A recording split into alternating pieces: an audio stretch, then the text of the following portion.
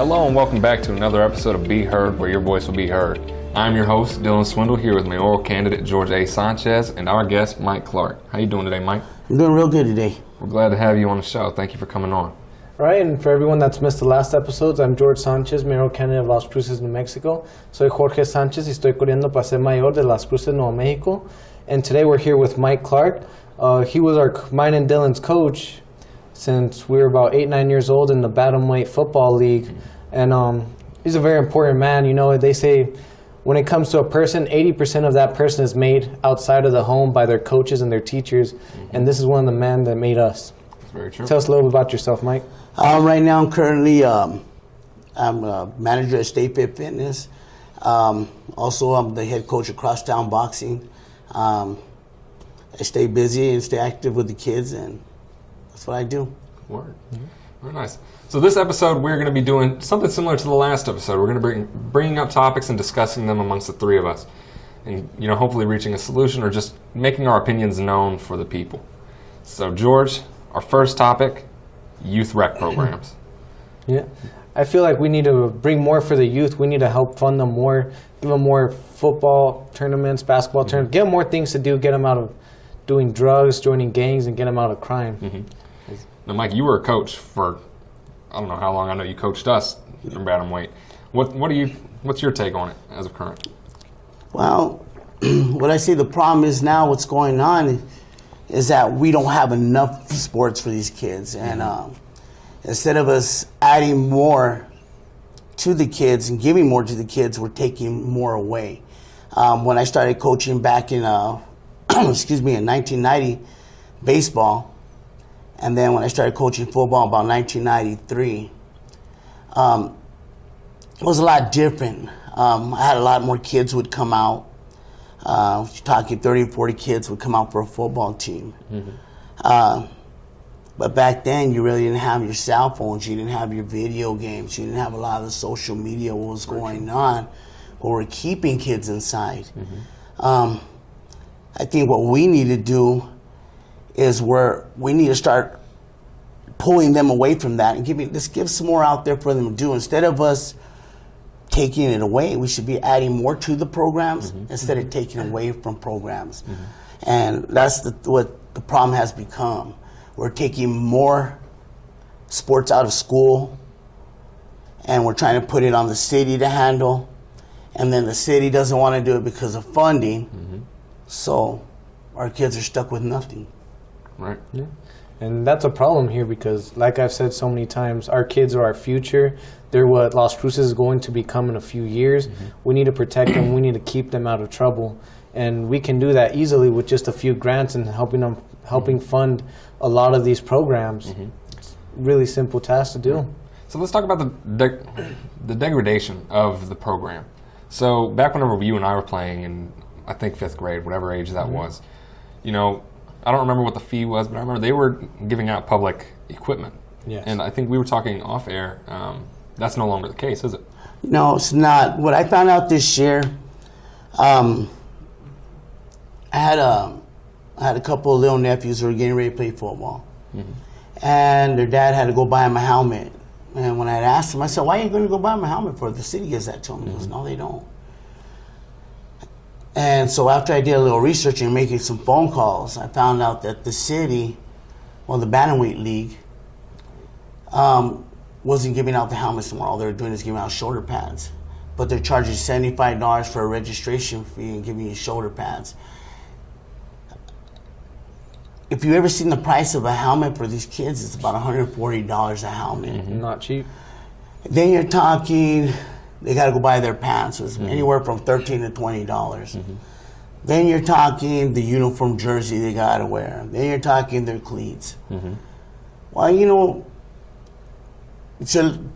in Las Cruces, this town doesn't have a lot of money. And there's a lot of single parents out there. A lot of parents who live paycheck to paycheck, whether they're a single parent or two income family. Mm-hmm. It's ridiculous. So I found out, and what I went and saw, I was totally amazed that you have a 6th grade team in schools what used to have 2 teams, an A and B team for 6th grade and 7th grade, where they can't even fill 1 team. They got 11, 12 kids. And kids are being standing there because they can't afford to be on the team. So, I reached out and I told myself, we got to fix this, man. Right. So I called and asked for 1 kid. So give me a kid and I'll sponsor him.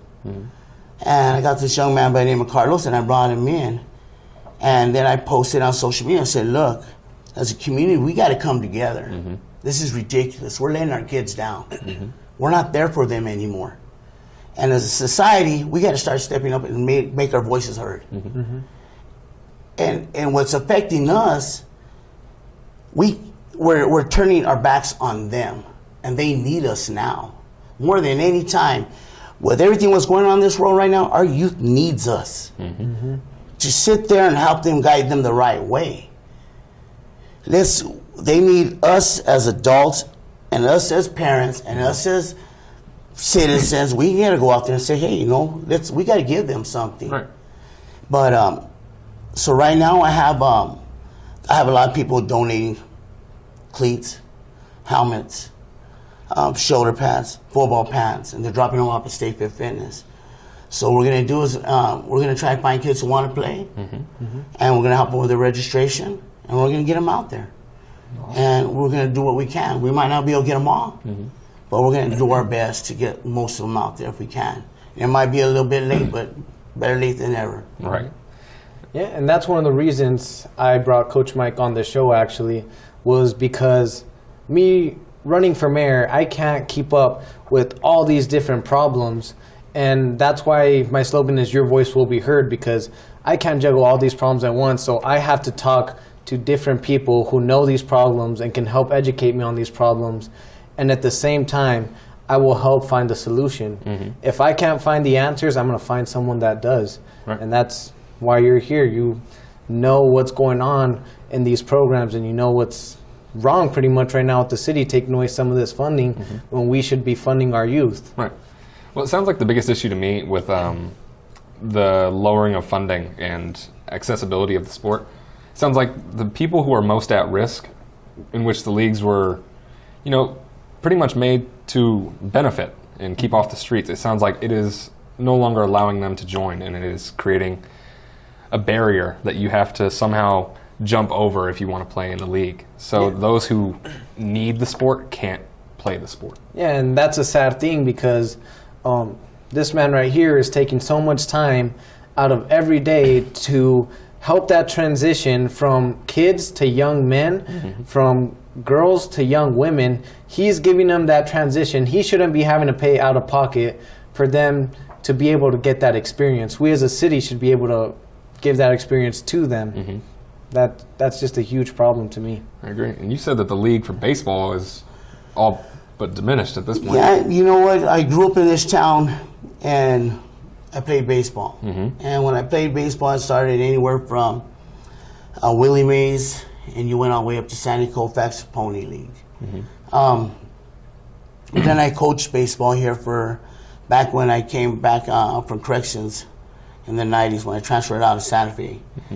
And the league, even then, I would have a Willie Mays team, and there would be at least 20 teams in that Willie Mays team, a league. So you have an American Conference and a National Conference. That's a lot of teams. And now that when we got into this USSSA competitive baseball, which I don't see nothing wrong. If you want to be competitive, that's fine. And if you have the money to pay for it, that's fine too. But not all these kids have that money to pay for it. So there's a lot of kids out there who still can't go join. The city league's basically gone now. I've gone and seen some of my nephews playing it. To me, the league has turned into basically a joke. It's not the same. Back then you had tryouts, and you'd go there and they'd have drafts. They'd go have all the kids try out, and they'd pick kids. So every kid would be equal, pretty much equal. But now it's not like that. It's changed so much.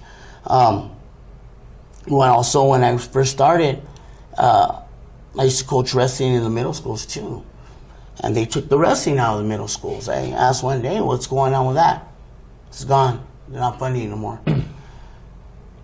It's not only the city itself, but it's also the schools. Mm-hmm. Mm-hmm.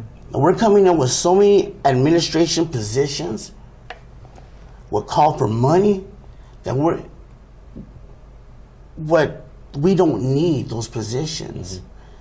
We're just making positions up and giving big money to administration instead of giving money back to the lower. Mm-hmm. I mean, we're taking money out of classrooms. That affects our kids. We're taking money from teachers. What affects our kids? Mm-hmm. We're taking it out of their athletic ability. What takes it out of kids? Mm-hmm. Then they have our kids going out there and selling candy and chocolates and everything else, trying to do a field trip.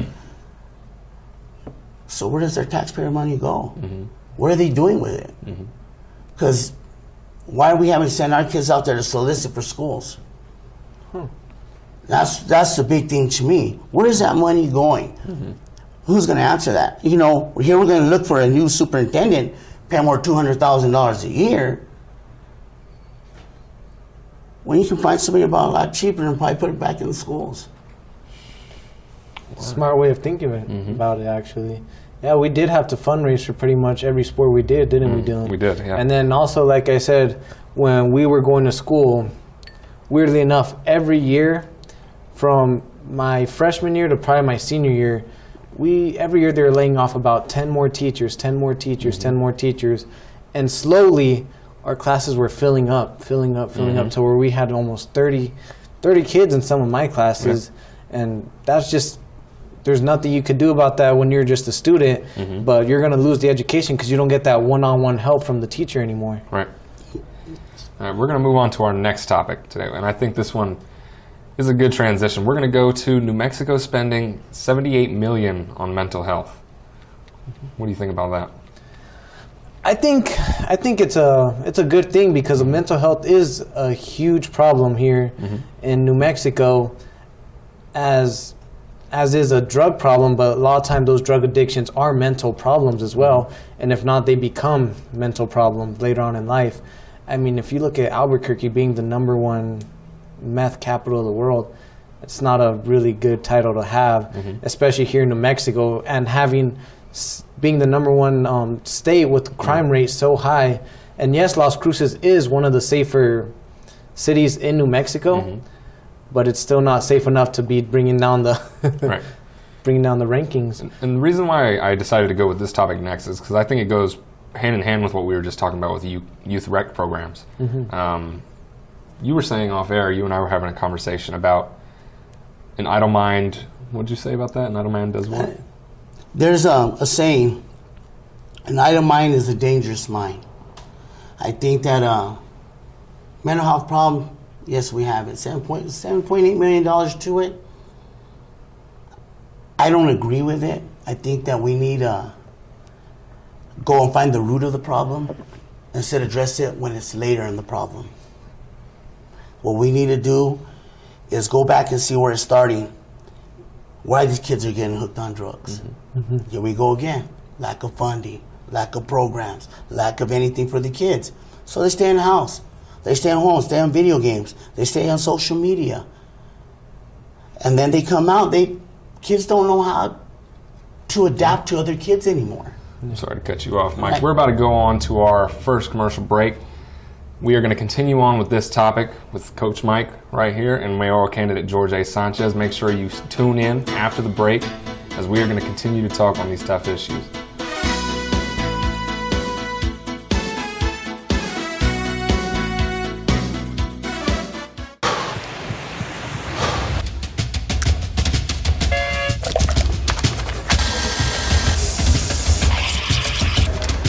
So great, you can do all these different gears, like one hand. Okay. Nice. Some of the guys, not all, but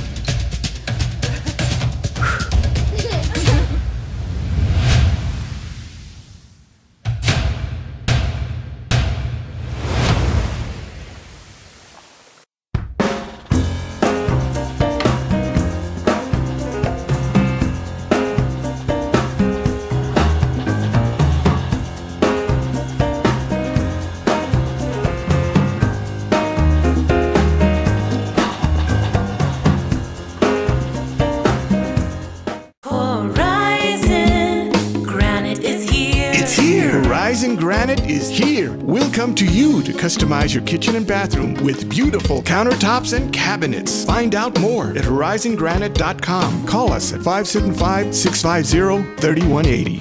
Horizon Granite is here. It's here. Make yourself a beautiful home. Hi, I'm Ray Bamberg with Here on Earth. I would like to invite you for a free hearing evaluation to our office. We've been here in southern New Mexico for 34 years helping people hear better.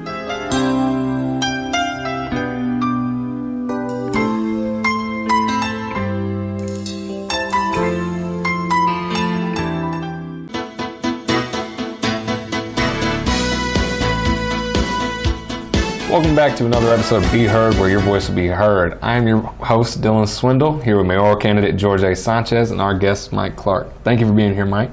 Yeah, I'm glad to be here, guys. So we are back from the commercial break. We were just talking about the mental health situation here in New Mexico and getting deeper into that. I cut off Mike, so we're going to let him pick back up where he was leaving off, if you don't mind. Yeah, the mental health problem is becoming a problem, but we're forgetting where it's starting from. Mm-hmm. We didn't have a lot of these issues back when I was growing up. We need to start getting these kids, like I said before, it's starting somewhere. Mm-hmm. I never seen so many kids before now who are on medication in school. Mm-hmm. And why is that happening? We have kids who are staying at home, being on games, social media. They're always on it. And the bad thing about it, I had talked to an officer one day, and this is exactly what he told me. He goes, Mike, Facebook is the main topic right now of domestic violence, assaults, sexual assaults, and predator assaults. And another big thing is the bullying. Mm-hmm. You know, you can sit there and it just takes one message which you can ruin a kid's life. Mm-hmm. And put that kid from a brink of being a good kid to a kid who wants to commit suicide. Yeah. And you can see our suicide rate is going up every year. Mm-hmm. It's crazy. And I've seen statistics where a lot of the gun violence here in America is also from suicide. Like, I think it was a big number, like 30% were self-inflicted. It's just a really big number just to have for that. And that is a big problem in our mental health. And as you were saying, like, a lot of these issues weren't as prominent back in the day, whenever you were growing up.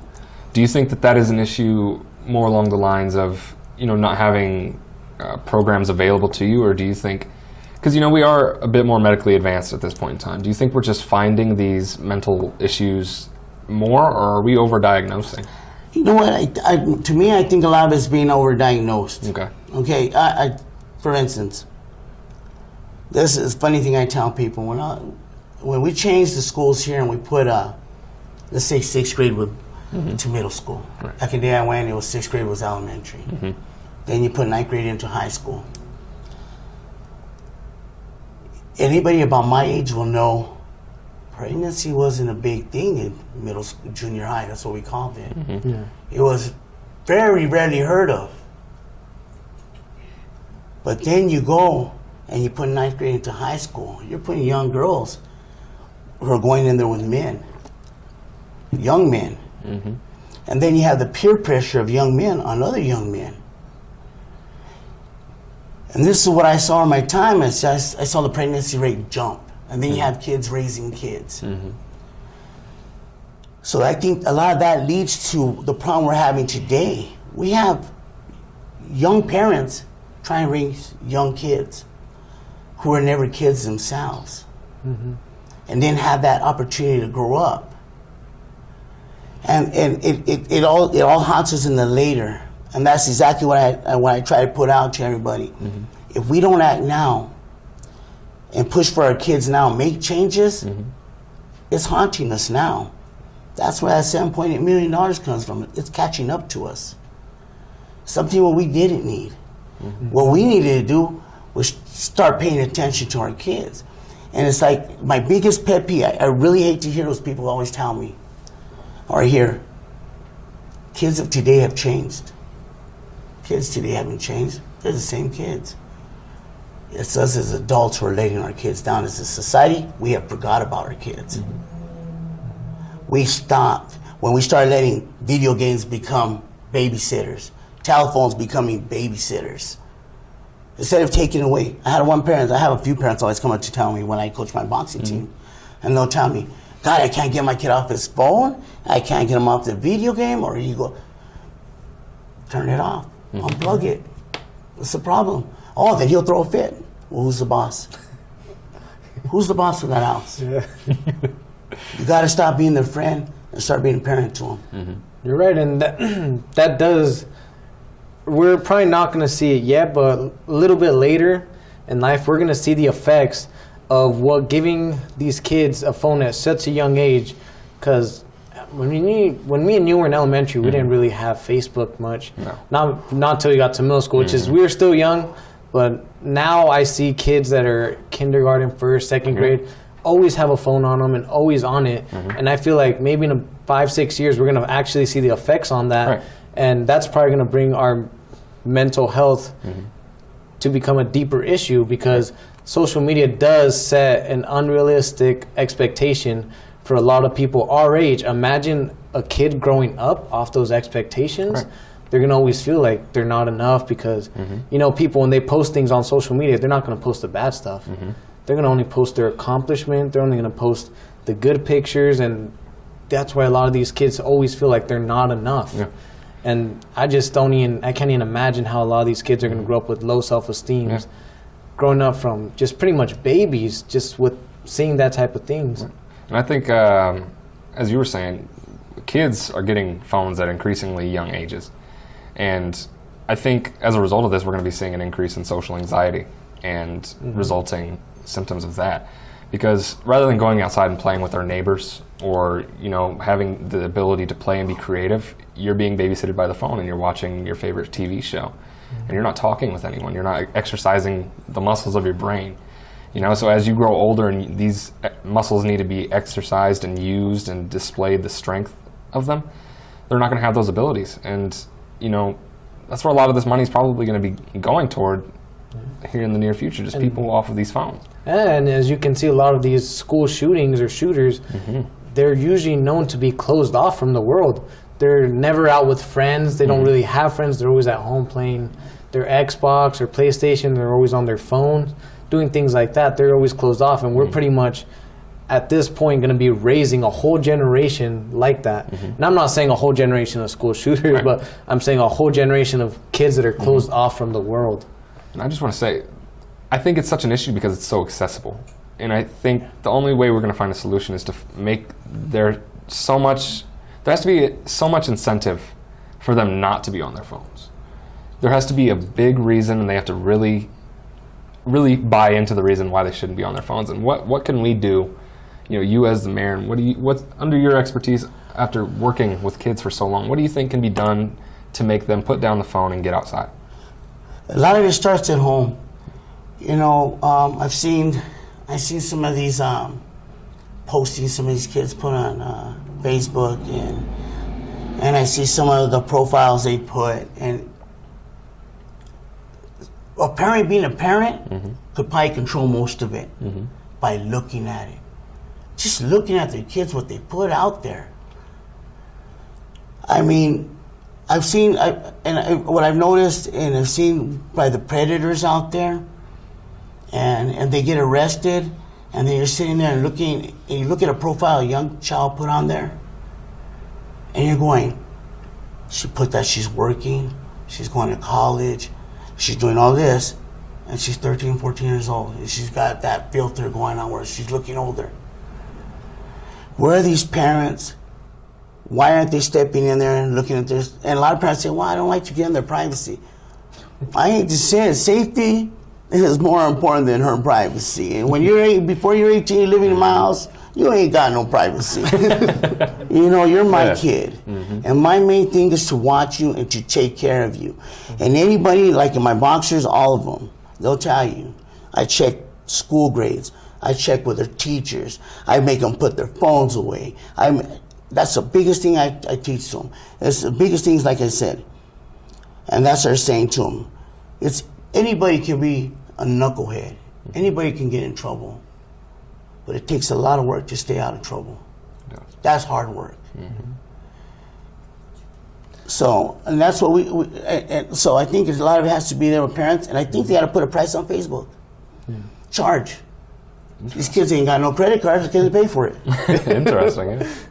Well, as you can all tell, that all brings it back to the first topic right there.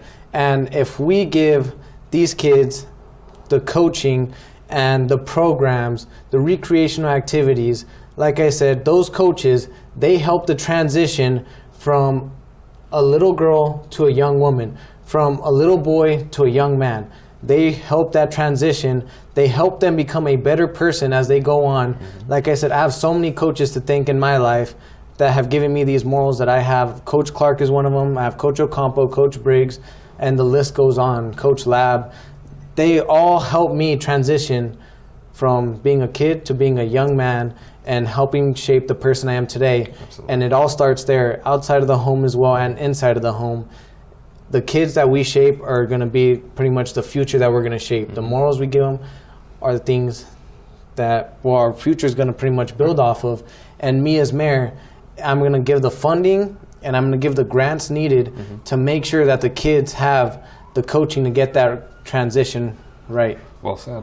Now, we are running out of time, so I got to bring this to a close. Thank you to all of our viewers for watching another episode of Be Heard, where your voice will be heard, with mayoral candidate Jorge A. Sanchez and our very, very good guest, Mike Clark. Thank you for being here, Mike. We really appreciate you coming out. Thank you guys for asking me here. Absolutely. So tune in next week for another episode of Hot Topics, and we're going to get done.